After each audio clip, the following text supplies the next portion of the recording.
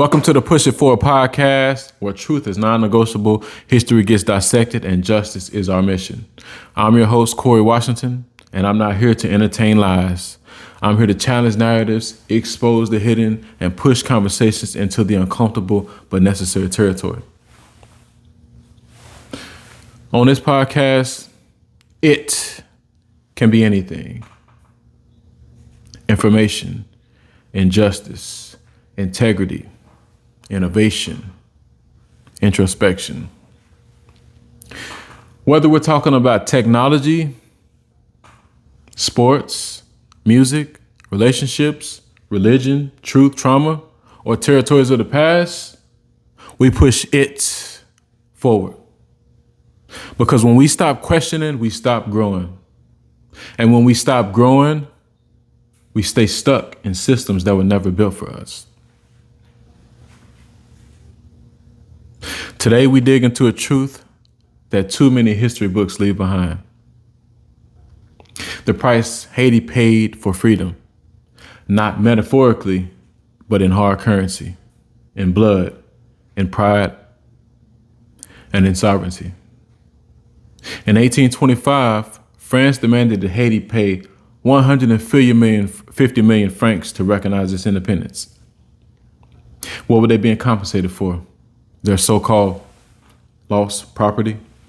That property, the formerly enslaved black men, women, and children who fought and died for their own freedom.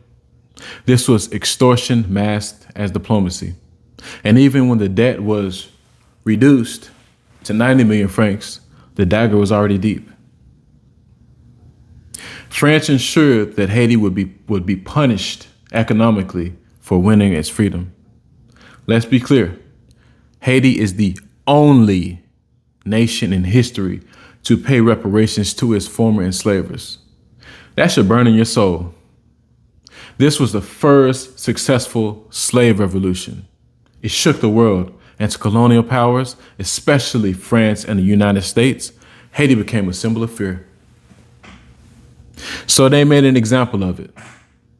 They bled it dry, politically, economically, spiritually. Let's talk numbers.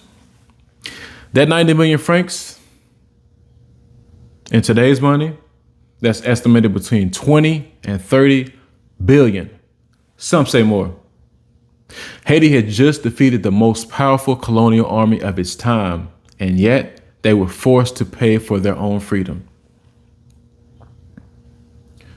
To meet those demands, Haiti took out high interest loans from French banks, which in my opinion is a conflict of interest, including what would become BNP Paribas. They exported their few resources, gold, crops, dignity, to service that extortion. And what did the U.S. do? Stand for liberty like they always claim?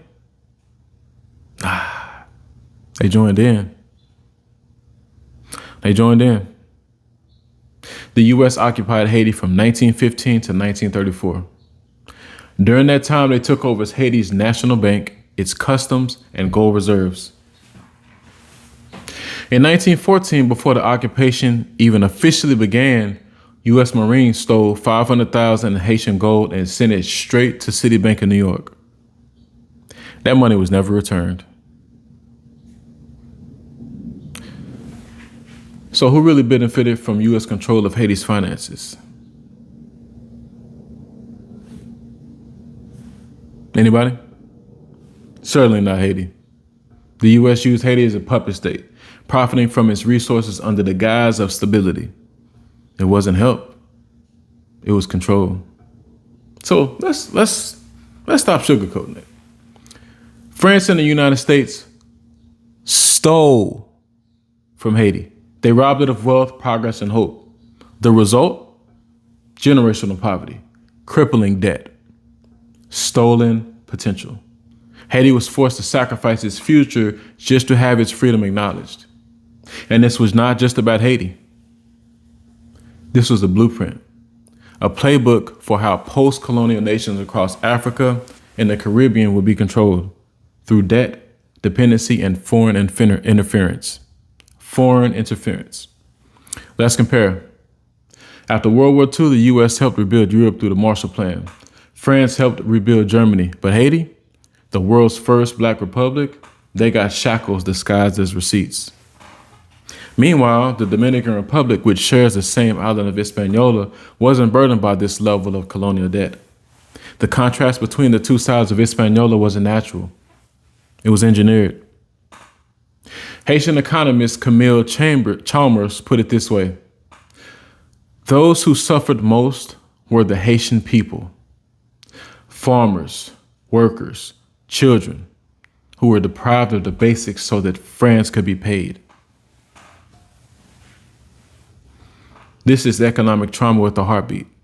Haiti stopped paying the independence debt in the 1940s, but the loans they took out to pay, it lasted until the 21st century. Over a century of damage. The poor citizens, already on the edge, paid the highest price. It widened inequality. It starved progress. And here's the insult to injury. Y'all gonna laugh at this. The U.S. gives over $3 billion a year to Israel. They've sent over $75 billion to Ukraine. Yet Haiti, bleeding from centuries of injustice, they just get scraps. Why is it that when white nations ask for aid, there's no debate or no hesitation? But when black nations cry for help, we get lectures about corruption and pulling up bootstraps. Where's the justice in that? The Pledge of Allegiance says, with liberty and justice for all. But do we really mean all? The national anthem proclaims, the land of the free and the home of the brave. Was Haiti not brave when it overthrew its oppressors? Was it not the freest act to rise from enslavement and proclaim independence? So I ask you, where is the U.S. now when Haiti needs real justice? A fraction of the aid sent to Ukraine or Israel could have changed Haiti forever. But it's not what's about possible, it's about what's profitable. This isn't just negligence, it's by design. If we want to talk about reparations, justice, or accountability, we must start with Haiti. The world's first black republic deserves more than pity. It deserves repayment.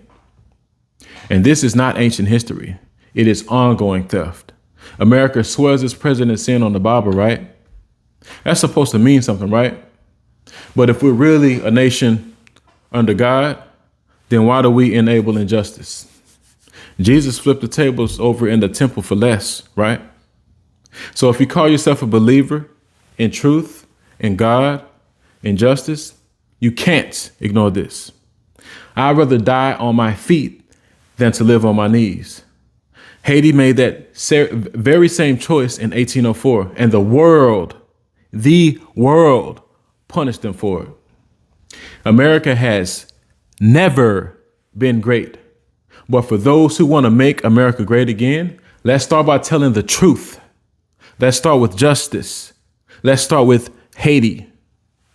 Because here on this podcast, we don't play politics with the truth. We push it forward. Until justice has no delay, until truth has no enemies, until freedom doesn't come with a receipt. Push it forward.